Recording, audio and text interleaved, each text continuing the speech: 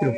ভারতীয় জনতা পার্টি তারা জানে যে বিরোধী দলগুলিকে যদি তাদের রাজনৈতিক ক্রিয়াকর্ম করতে দেওয়া হয়, সাধারণ মানুষ যেভাবে বিরোধী দলের কর্মসূচিতে যুক্ত হচ্ছে, বিশেষ করে বিহারে লাখো লাখো লোক জননায়ক রাহুল গান্ধীর এই যে ভোটের অধিকার যাত্রা, এই কর্মসূচিতে তারা সমর্থনে এগিয়ে আসছে, অংশগ্রহণ করছে।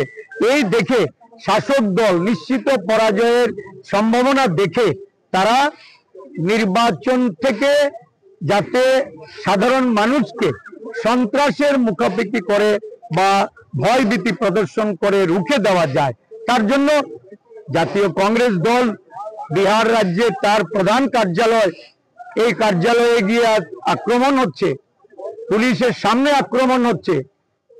দেশের নিরাপত্তা, দেশের আরক্ষা প্রশাসন, দেশের স্বরাষ্ট্রমন্ত্রী উনি সম্পূর্ণ মদত জুগিয়ে যাচ্ছেন।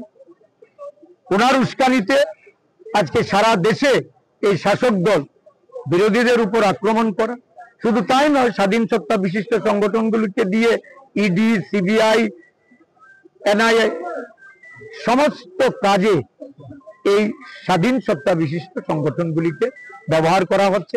নির্বাচন কমিশন আজকে তাদের হাতের পুতুল, তারা যেভাবে নাচাচ্ছে সেভাবে নাচছে। এর বিরুদ্ধে আমাদের প্রতিবাদ।